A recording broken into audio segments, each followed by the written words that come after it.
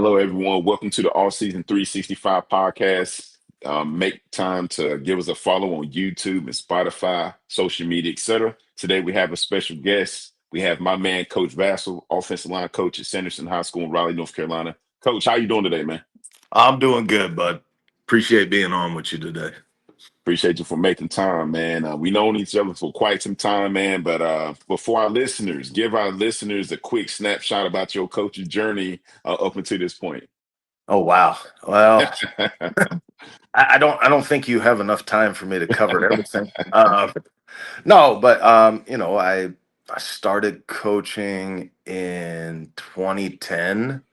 I think it was a couple of years after I got done playing. Realized that I wanted to stay in football. I wanted to help coach the next generation. If you hear noises, that's my 2-year-old enjoying Paw Patrol. So sorry about that in Perfect. advance. It's all good. Um, no, but just coaching out in Granville Central High School out in the sticks in Stem, North Carolina. From there, progressed because I wanted to. My goal when I started, I wanted to try to be a head coach at some point at the high school level. And just as I, matriculated in my journey, I was like, you know what? I think I want to try to coach college again because that's where I played. So I started moving, positioning myself to, get more responsibility within a program so I could showcase what I could bring to the table, build a resume, do that. I made the jump to college at 20 in 2019. And my first college job was St. Aug, actually, which was really cool. It was awesome to have that first college experience, A, close to home, but B, also too, being an HBCU, which was, an incredible experience for me.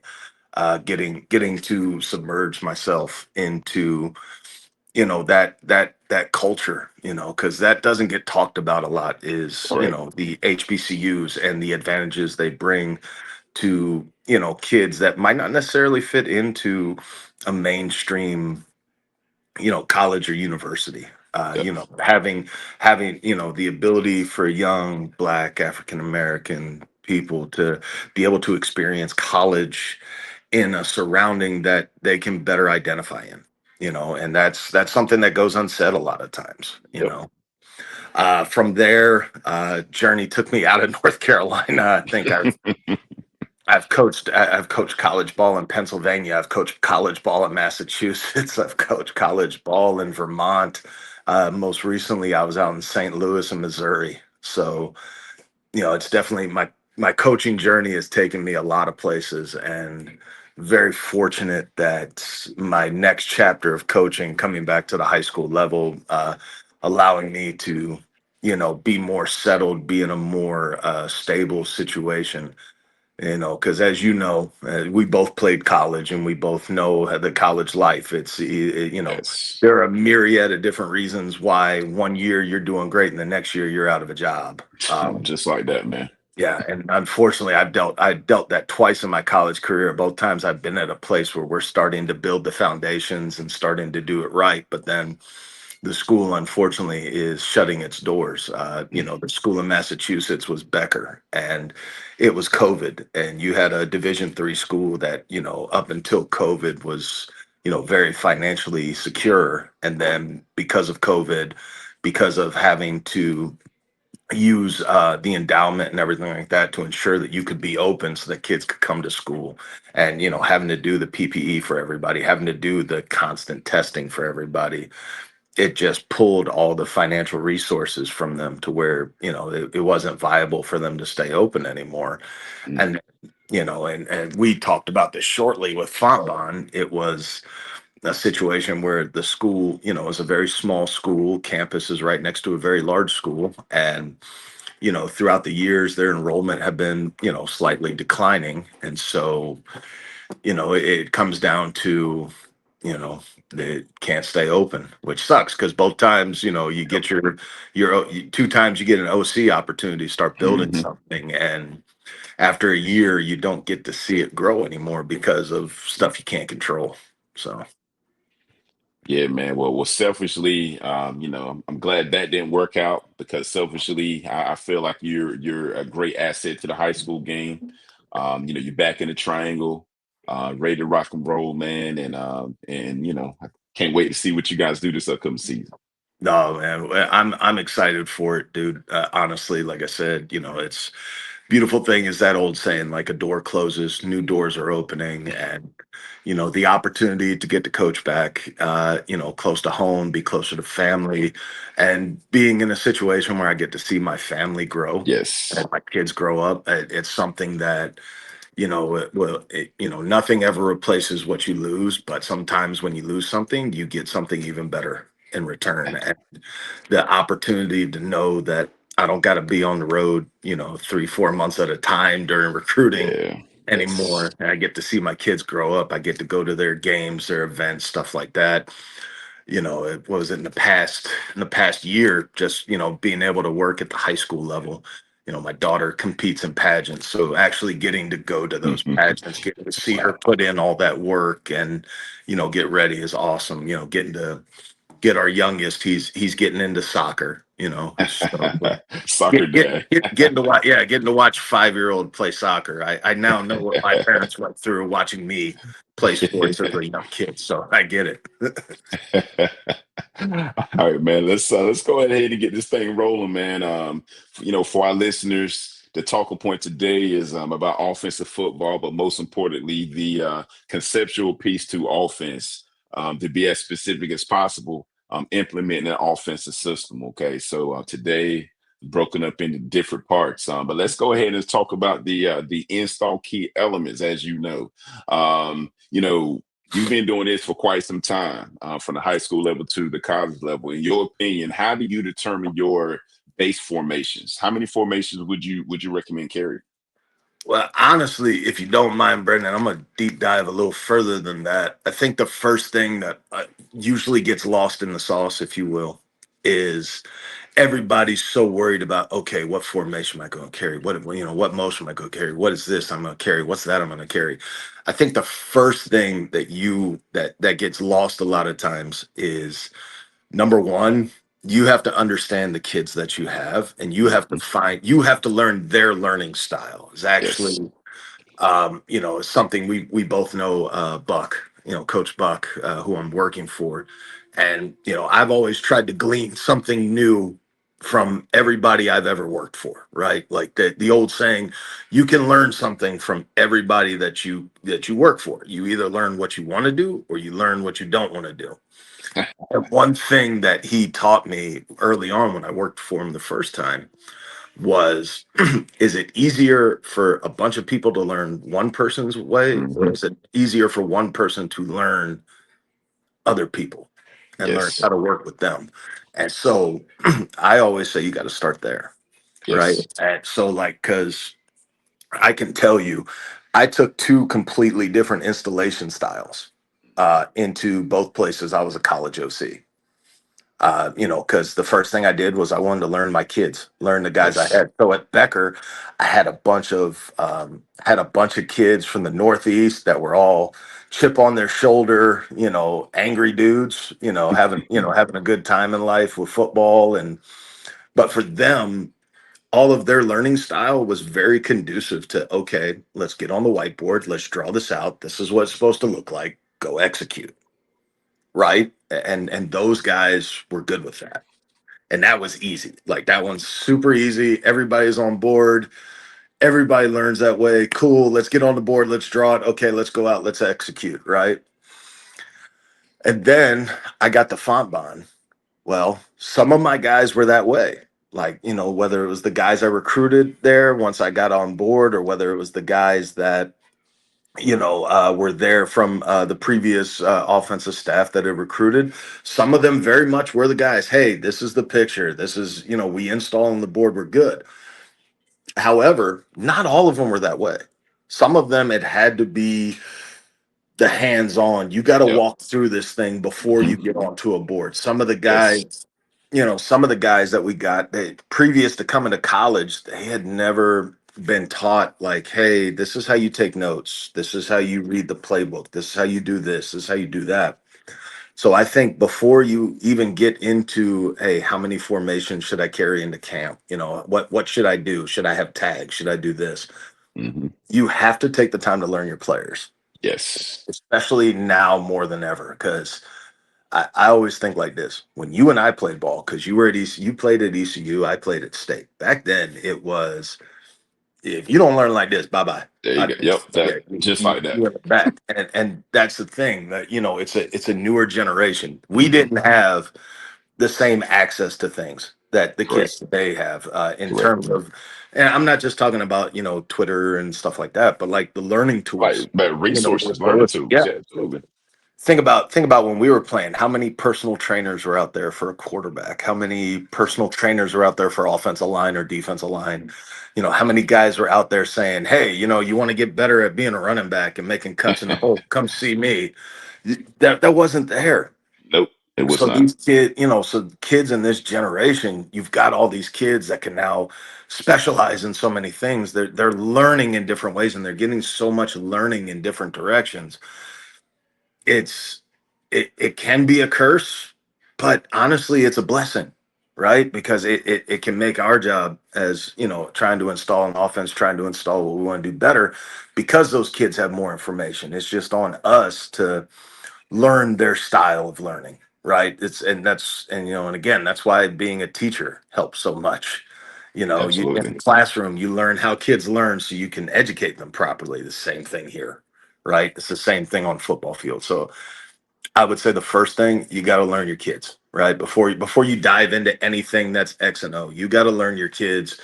And the other thing that I learned along the process, you have to earn their trust. It's not the Yes. other way around.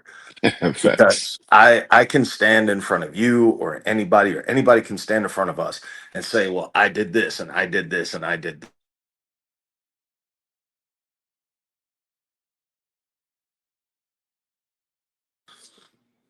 Yeah, man, All right, there we go. absolutely, man. Yeah, Yeah. man. So we good. So let's segue. You're an offensive line guy. You've been working with offensive linemen for quite some time. I mean, we touched on formations momentarily. Basically, at the end of the day, long story less long. My philosophy, and it sounds like your philosophy is very same. Is formations are cheap, but plays are very expensive. So installing formations, that's nothing compared to installing plays. What about run schemes, man? As an offensive line guy, how do you determine run schemes in a typical year on offense?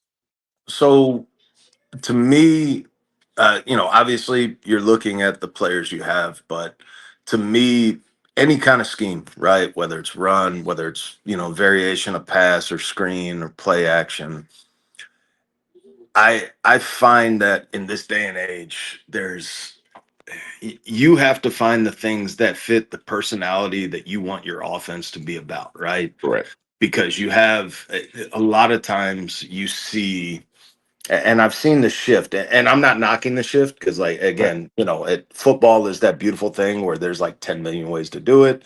Everybody has their own way, and you know what? It works. Like that. I mean, again, that's how you can be in a sport where you've got people still running wing T, and you Yep. got people running air raid, and you got everything in between. There's like Yep. so many different ways to do this, right? So to me, like thinking of a scheme and what you want to do, it needs to fit the personality of what you want your offense to be about, right? So if you know that you want your offense to be, let's just say, more run dominant. Okay, Okay. well, you know that you want it to be run dominant. All right, sweet. So okay, so point number one of my offense, we're going to run the heck out of football. Okay, so now that's when you can start diving into, Mhm. okay, so I know I want the center point of this to be run. Okay, what's now going to be the best fit for what I want to do? And what I want to do, but also too the level of kids that I have. Yes. Now, Yes. when I say, and this is the thing that I'll say, when I say the level of kids you have, I believe there's a misconception, right? I think everybody, and again, this is my opinion. So y'all that love Brandon, don't unfollow him, don't hate him. You It's all don't good, even man. don't even blame me. This is my own streamline of process, and again, I've clearly stated everybody has their own way of doing things. Right. Um, I think it boils down to more of what your kids can handle than it Yes. comes to size. right? Like the size of a kid you have, right?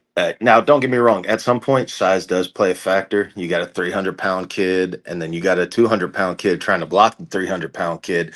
Yeah, there's some natural elements that are fighting against you in that regard. But at the same time, right? If your kids can handle gap scheme, then run gap scheme. Yes. If your kids can't handle the intricacies of gap scheme, but they sure as heck can handle a zone scheme offense, run game, do it. Right? Like if your kids couldn't handle gap scheme or zone scheme, and the best thing they can handle is old school veer and triple, do it. Like, There you go. it's again, it's a marriage of what you see the offense needs to be and what your kids can handle. And if it ever goes past that 50-50 point, right, it's more of Yes. what you want, or it's, tilting the other way, you're not going to have harmony, or it's not going to be, what you need it to be successful. Like, because when, again, I draw to my previous experience when I was at Becker, um, we were gaps king. It was power. It was GT counter, right? And we ran a little bit of ISO just because I love ISO, and my guys could handle ISO, right? Yes. So it was that nice marriage, and we found a way to evolve all that into triple off of it. Mhm. So we found a way to marry what we wanted into it, and we were able to run the ball with gap scheme. And the couple of times I tried to run outside zone, we just weren't that team. Right. And that hurts my feelings, that we weren't able to run outside zone like that. But at the same time, it's, why am I going to force something because I want it, but my Correct. guys can't execute it, right? Because again, they trust you to put them in the right position, and we have to trust them to execute what needs to be executed. So if we don't find that middle balance, that 50-50, like, what are we doing? Like, we're just, we're asking for everybody's parents to become the sideline coach that yells 50 million times a game. Why doesn't little Timmy get the ball? Why aren't you doing this? Run this. So it's just one of those things. You have to find a marriage. You have to find that middle point, between what you want the offense to be, but also too what the guys can execute. And then from there, you find things because, shoot, at when I was at Nightdale, you remember when I was coaching at Nightdale, we were a veer. We were inside Veer. veer. Inside veer all day, every day. We ran inside veer. We ran triple. We ran traditional Mhm. triple. And then Yes. I was able to take that, and then we morphed it into the triple where the third option was a screen out to the Yep. side. And then from there, we were able to morph it into, okay, well, let's run triple, but now let's run frontside power read with the triple element to it. And then let's get trap in there. And then we found a way to do trap with a little pitch out to the edge when they started crashing it too much, stuff like that. And then the next, and then I was at Western Harnett for a year, and there Yep. was Remember there that. was a game where we played Harnett Central, and I'm on my fourth string quarterback, and they've got 8 guys in the box, and I can't run, and we threw the ball 50 times that game. And I'm not a 50. I'm not a. Generally speaking, I don't want to throw the ball 50 times in a game ever. Right. Yeah, I that, think that's I tough. think That's that's stress on your quarterback. That's yeah. stress. A lot of I stress. mean, truthfully, I think the perfect balance is you get them 20, maybe 25 Yes. throws Yep. where That's it. at least a third or 2/3 of it is like the short, intermediate, quick, easy Yep. throws to build rhythm, and timing is perfect. But that game, oh no, no, no, it was dropbacks, it was throw. But again, you do what you have to do in those situations. But again, this scheme comes down to what you want the offense, what you want to see in it, but also too what your guys can handle, right? Because I think back to the passing guys that want to go air raid. You want to run air raid so bad, but your quarterback is not an air raid quarterback. That's not a good Mm, scheme, right? not at all, man. A lot of three and outs, man, for your Yeah, defense, man. That's a lot of exactly. stress. Yep. Since we talking about passing concepts, but that's actually what the next talking point was going to be. In your opinion, again, you want to run the ball. that's just what it is. However, you also brought up a good point about being able to throw the ball. In your opinion, how do you determine passing concepts for a quarterback? So number one, again, like I've been saying, I'll always repeat it. You have to know, what's in that room. You have to know those kids. You have to know what the strengths are. And two, I think the second piece that you have to look at is, am I doing is the pass game that I want fitting what we're doing, or is the pass game just the pass game and it's its own kind of entity, right? Yeah. Kind of pushed away, right? Because at least in my opinion, pass schemes and run schemes feed off each other, and Yes. Correct. if there's always a good unity and everything fits in with it, you're in a great place, right? But if I'm like, okay, this is our run scheme, this is this, and then pass game, oh, we're just running four verts every time. That really doesn't create much of it doesn't create an it doesn't help to create any illusion.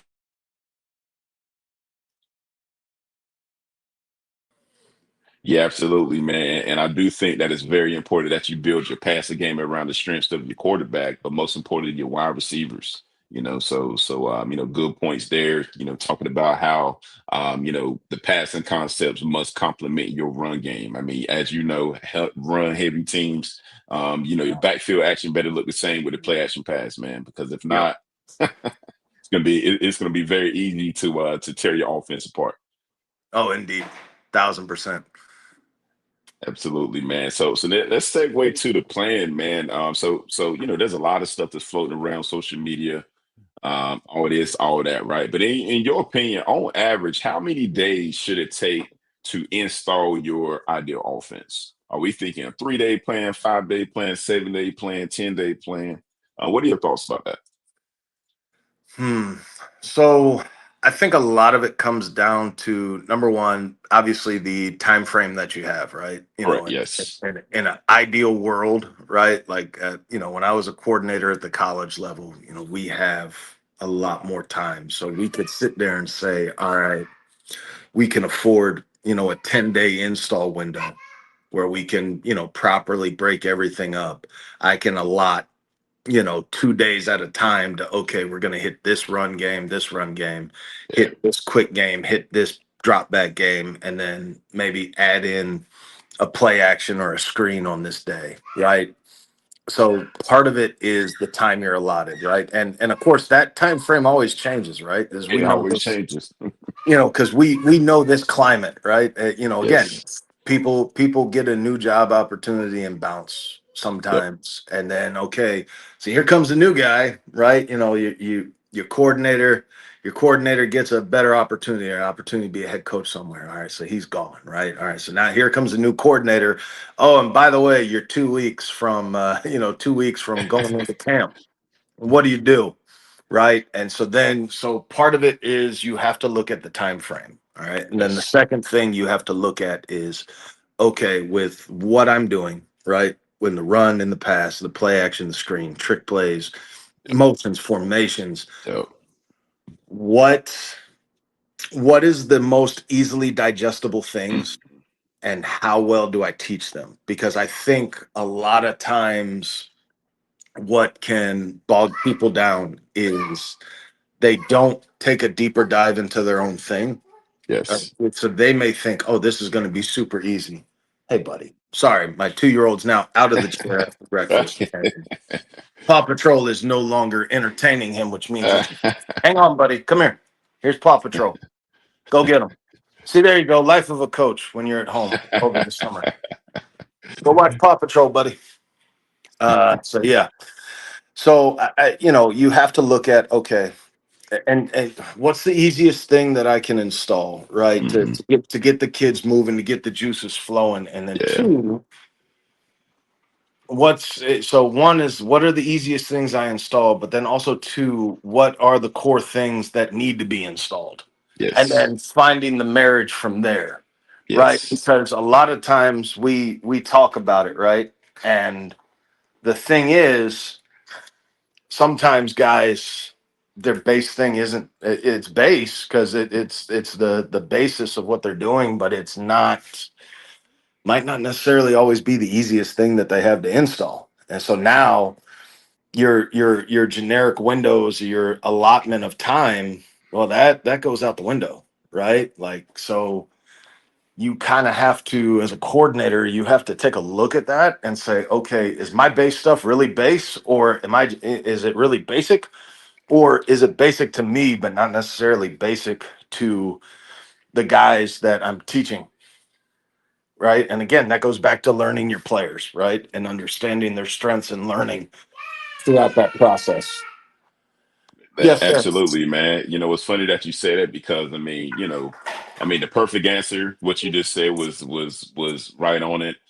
It just depends on how much time you have, and it depends on the learning style. At the end of the day, if you call yourself carrying five different run schemes, man, well, prepare to spread that thing out across multiple days, right? Exactly. Less is more. But on top of that, man, you also got to think about situations as well, man. We talk about 2 minute offense, we talk about red zone, we talking about third and medium, short, long, first down, open field calls. Which brings me to my next point, man. So we touched on the install plan, we talked about learning styles. What are your thoughts about practicing situational offense? So I think there's a way. I mean, obviously, there's multiple different ways. Everybody does stuff a different way. Right. I think that if you approach it in a smart way, you can be repping multiple situational teaching in any given practice, Hmm. and the kids may or may not realize it. Yes. Right. So, like something that we did at Fontbonne, which I love to death, is every day, me and our head coach, who is also our defensive coordinator, we would sit down and say, okay, these are the situations that can occur in a football game, right? Hmm. Okay. Everybody knows, hey, third down, everybody knows 2 minute, everybody knows 4 minute. But we would also talk about, okay, hey, here's backed up, here's in the middle of the Hmm. field, here's the Yes. red zone, right? How do we combine multiple situations every day so that the guys, I mean, obviously, if you're doing a 2 minute drill, everybody knows you're doing a 2 minute drill, right? Right. Like, that's not crazy. But like what we would do there, what I would do at Becker, every day when we're in team, whether we're going against scout, whether we're going live, I would advocate, okay, this is a first down period. Mm. Here's first and 10. Here's first and 15. Okay, Yes. offense. What is the goal of first down? Mm. All right, first and 10. The goal is 4 yards or more. Four, four. 4 or more, right? Get me to second and medium, second and short, right? All right, it's first and 15 because we got Mhm. backed up because of a Backed penalty. up. First and 20. All right, now what is the goal at first and 15, first and 20? All right, so now instead of 4 yards, the goal it becomes, this or this, right? Whatever you feel to get you to back to on schedule, On right? schedule. That's what we do. And then the same thing. All right, so Monday is a first down period, right? Or maybe Monday is your third down period, when you go team, right? Tuesday is now second down. Okay, so now, well, where do we ideally want to be, right? Second and six or less, right?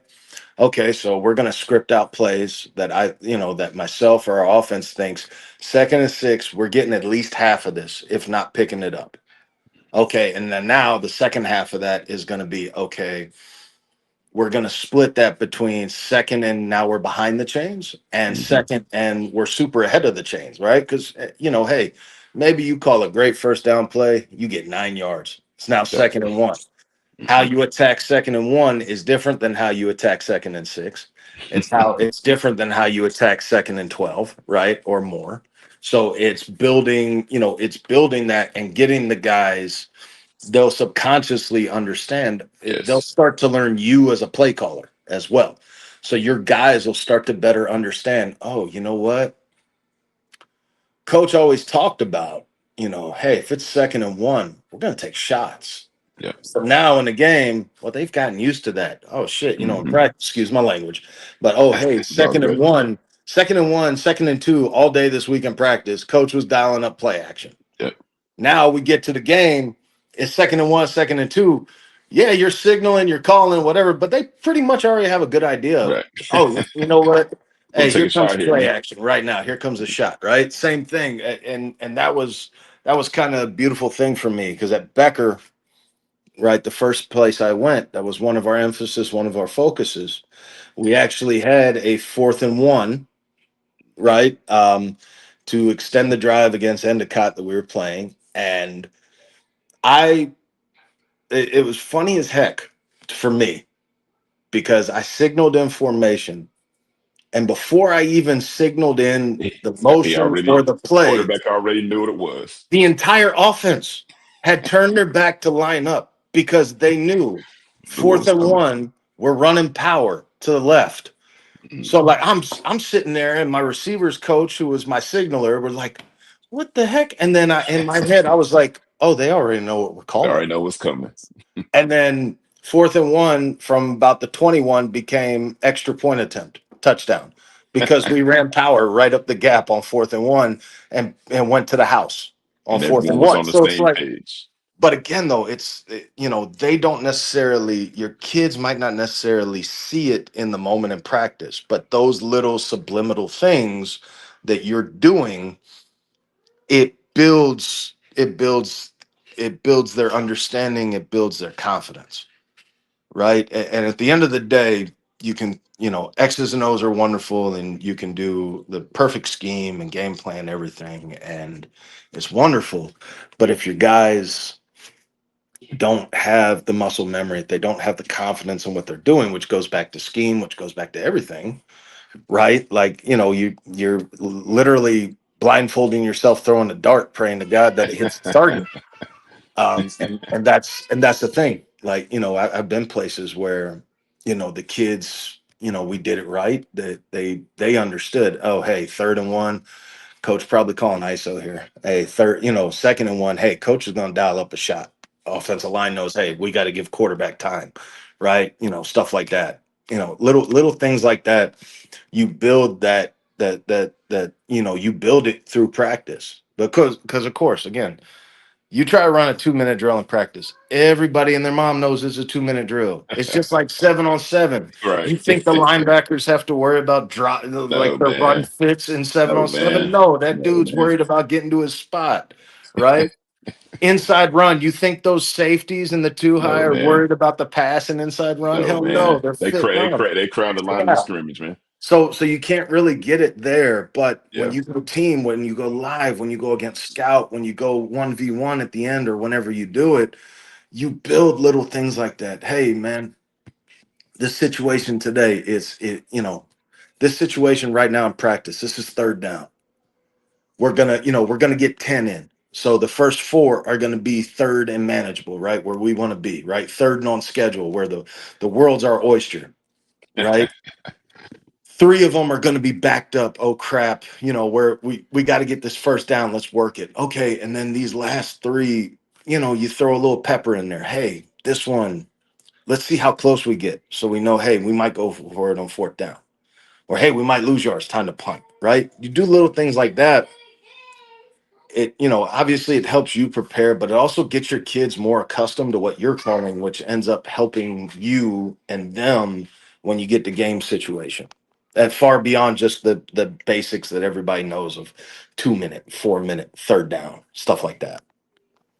Absolutely, man. And it sounds to me that based off of what you're sharing, the situations that you ingrain into your athletes during the week is what's going to basically be put on your call sheet. So it gets to the point where everything's second nature, and that thing's a well-oiled machine, man.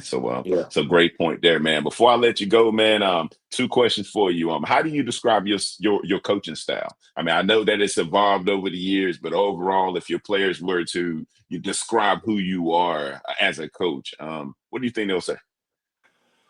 Well, I would say as I've evolved, I've kind of adopted an idea of it, especially, and again, a lot of it goes to like the generation of athletes that we have versus Yes, what it was when we played.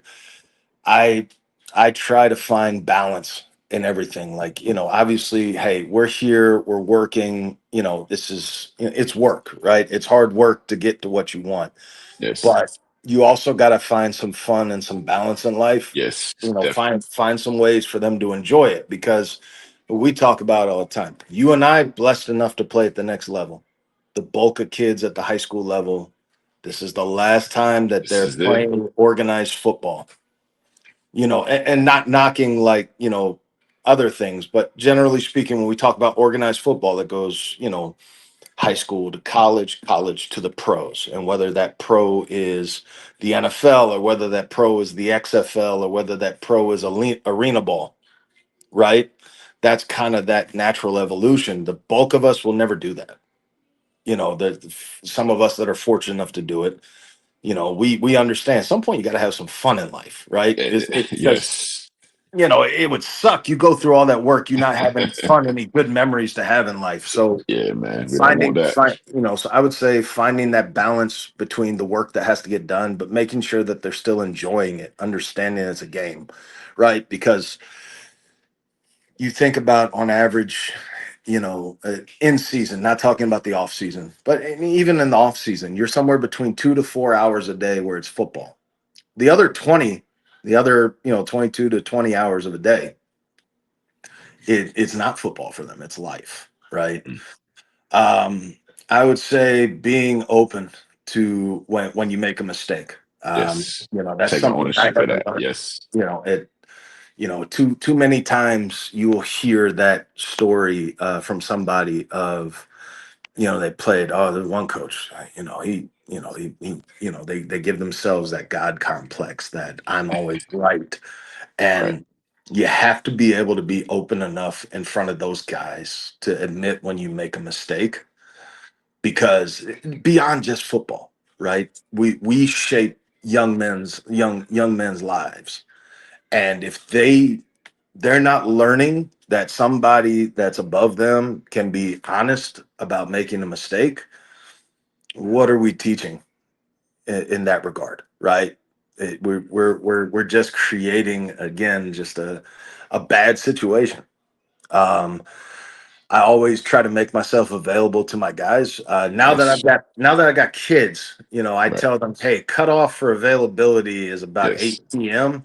Yeah. Because I jokingly tell them, you call my phone after 8 p.m., or you wake me up, I'm bringing my kids over to your house and we're watching my kids tonight. No, I'm joking. I wouldn't, but just Love it. because availability, though, and the availability goes beyond football. Like, I Yes. want them to understand that they can come to me. It doesn't just have to be, hey coach, what am I supposed to do on this play? No, Oh no, no, man, just to please, check please. in, man. Hey, coach, Yeah, man. check in, dude. How Like, do I write a check, man? yeah, how do you write a check? Hey, coach, I'm struggling at home right now. All right, cool, come talk to me about it.